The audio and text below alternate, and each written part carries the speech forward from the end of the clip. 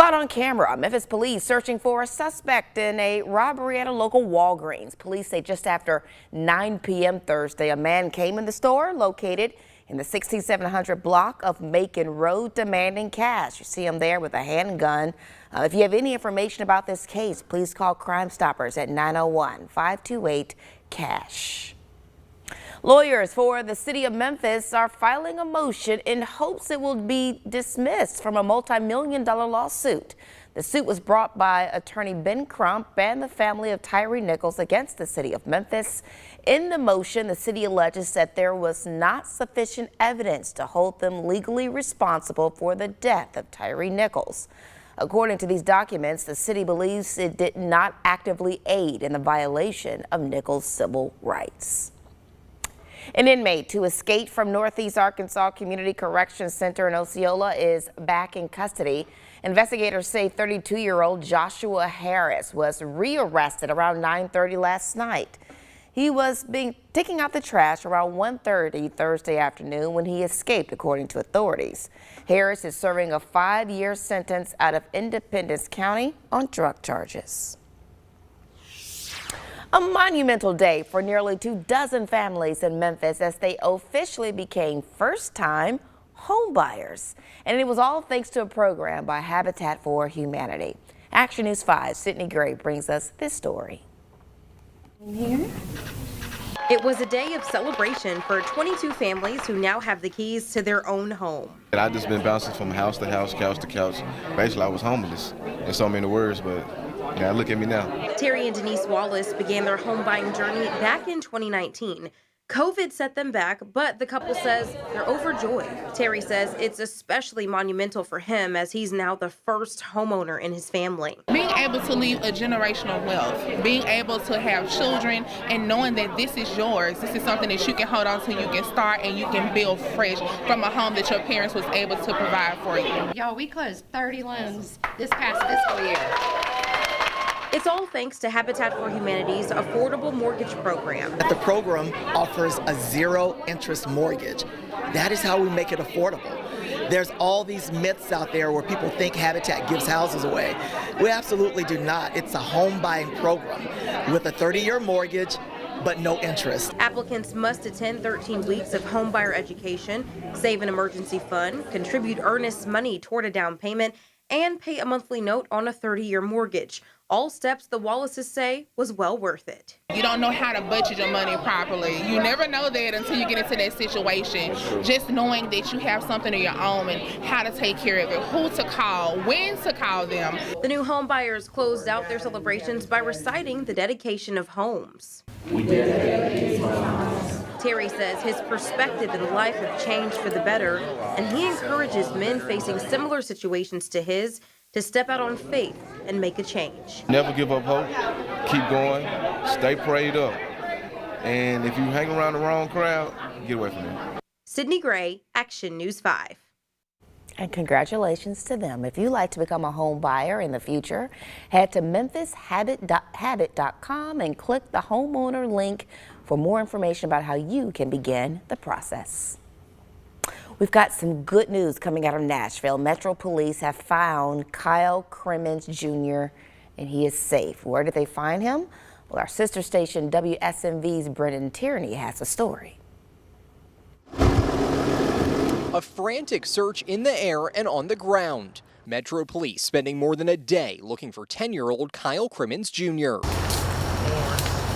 Officers fighting their way through the dense woods trying to find the endangered child. After the amount of hours that had gone by, we just continued to put in more manpower and resources into it. Metro Police first searched around his home before moving further into nearby parks. They used horses, ATVs, and dogs to eventually find him safe. He appears to be in good condition and in good spirits. The rescue effort was based in Cedar Hill Park, where people like Faye Friels walk every day. Usually it's just the park police in here, but when it's Metro, it's usually getting serious.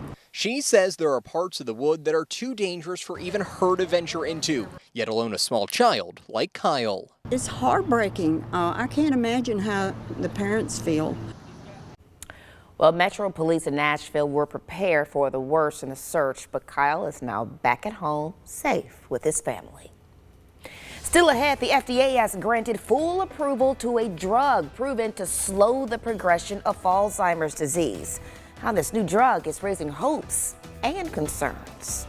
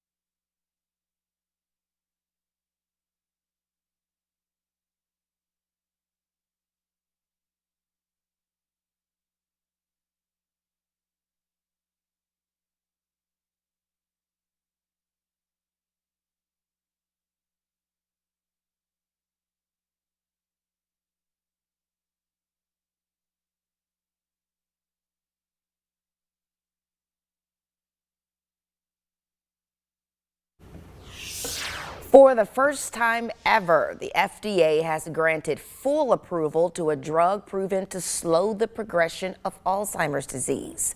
The move is seen as a major breakthrough in the fight against the devastating condition. Alzheimer's affects millions and is marked by memory loss, cognitive decline, and behavioral changes. Mike Valerio has the latest on this significant medical development. It's official. The first drug shown in trials to slow the progression of Alzheimer's now has full FDA approval, and infusion centers are gearing up for an anticipated surge in new patients. In certain areas, I anticipate we will receive probably at least 15 to 20% more patient referrals for this drug. The drug, called Leqembi, is administered through IV infusion once every 2 weeks. Thursday's full traditional FDA approval means the drug is now available for coverage by Medicare.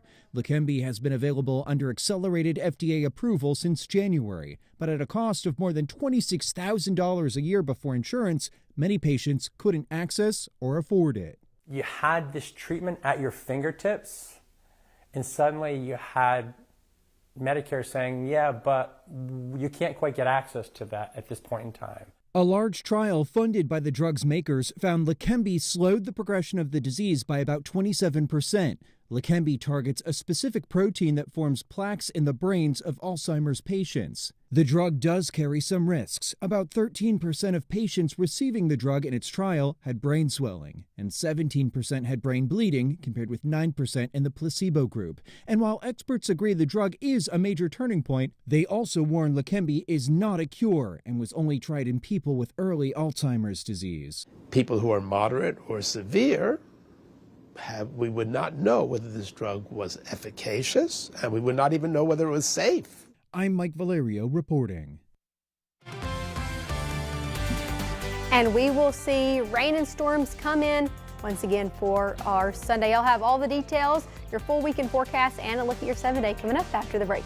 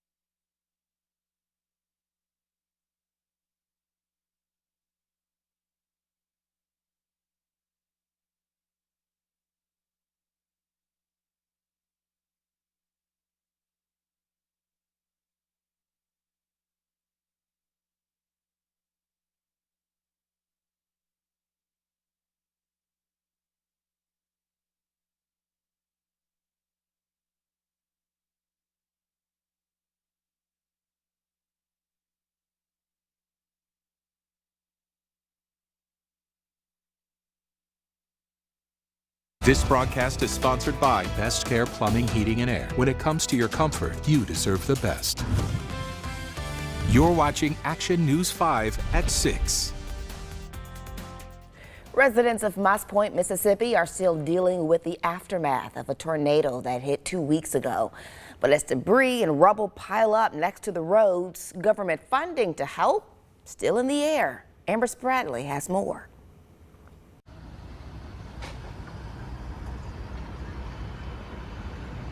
Few volunteer groups remain on the ground Thursday, but we did spot one. They needed some help. Insurance wasn't helping them. So, we try to come in and try to help everybody out. We try to do what we can.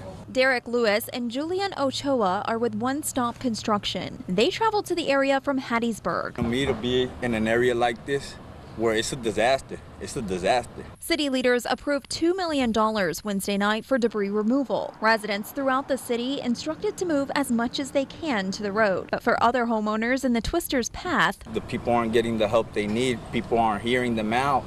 And somebody just needs to hear these people. more than 2 weeks have passed since the EF2 tore through. Mayor Billy Knight says the city is still waiting for answers from MEMA and FEMA regarding any state or federal funding. A lot of these people are old. They're 190 years old. Right. People living here, been living here, they grew up here since the 40s. Like, we know a guy down the street, he's been here since 1946. Lewis, Ochoa, and their crew are working to clear this one neighbor's home, but they're not stopping there. We started today. We got a lot done today, so, We got, the good thing is we got this home, we got other homes around here that we're gonna start doing. City officials say they've hauled away about 18% of the mess so far. They'll continue their efforts until early August. They need help. They need all the help that they can get, They're not getting the help they're supposed to be getting. Right. The River City still in need of boots on the ground. Volunteers willing and ready to roll up their sleeves. FEMA officials are expected to visit Moss Point soon to reevaluate the numbers and determine if the city will get federal help. Well, let's take a look at the forecast that we're dealing with right now here in the Mid-South, and it's a wet one out there.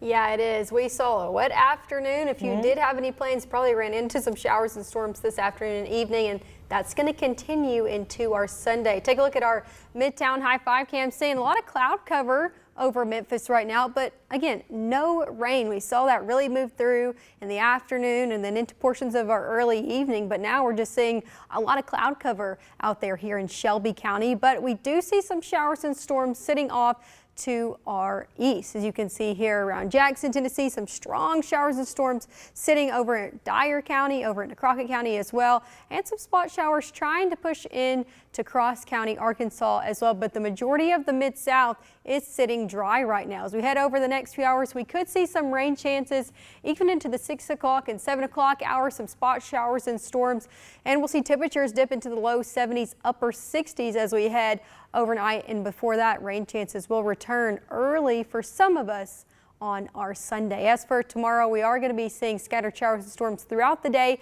High temperatures, though, only going to be reaching the low 80s because of all of that shower and storm activity that is going to be going on. So let me go ahead and time that out. What can you expect as we head throughout the rest of our weekend? We'll start out with some stray showers and storms over the next few hours. I think most of us going to be staying dry until we get into our Sunday. Now here's the portion that could see some spot showers and storms early Sunday morning. I think if you're up in Dyer County, really north of Shelby County, you could run into some spot showers and storms early Sunday. The majority of us staying dry until we get to noon. That's when we really start to see these showers and storms bulk up on really that western portion of the Mid-South. Going to be continuing as we head into our afternoon. Heavy rainfall, heavy downpours, gusty winds are going to be associated with as these showers and storms do move through the Mid-South into the afternoon. And a lot like today, it'll move through and then be gone for our evening. We'll see a dry later evening, and then overnight as well will stay dry into our Monday. But again, these showers and storms could be strong, gain some gusty winds and also some heavy rainfall. We could see anywhere between ½ an inch to an inch accumulated over our Sunday, and that's added to what we've already seen today. So there is an issue of flash flooding as we do head into our Sunday. Make sure to avoid those roadways that you know are easily flooded, and turn around, don't drown if you do see rain on the road that is covering the road. You know, as we go throughout the next few days, we are going to be seeing dry conditions, but as we go through Sunday, very rainy conditions. So just make sure to turn around, don't drown. Again, like I said, and just avoid those roadways that are easily flooded. As we head throughout the next few days, though, we will see nice conditions Monday into Tuesday, low humidity and temperatures in the upper 80s, low 90s. So enjoy Monday and Tuesday, because as we head into midweek, the story does change. We're looking at temperatures once again in the mid-90s, heat index values well above 100, and rain chances do become more prevalent as we head into midweek. So again, enjoy those few days we have in between the rain and the heat as we head throughout this next week. All right, Mackie, thank you so much. Listen, don't go away. The highest paid Grizzly in history. We'll hear from him next. Stick around.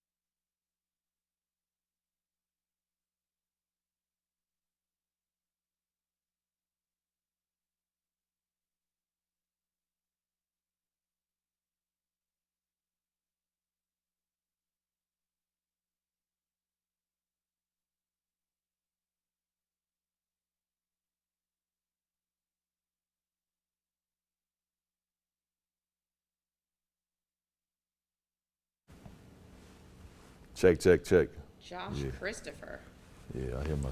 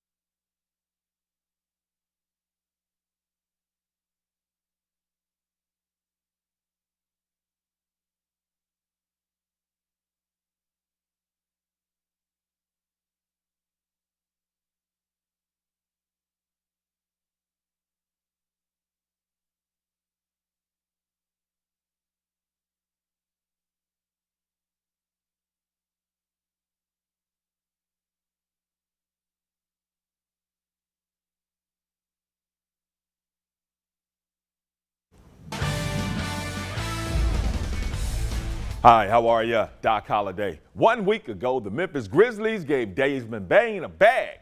It's the biggest bag the Beale Street Bears have ever given one of their ballers.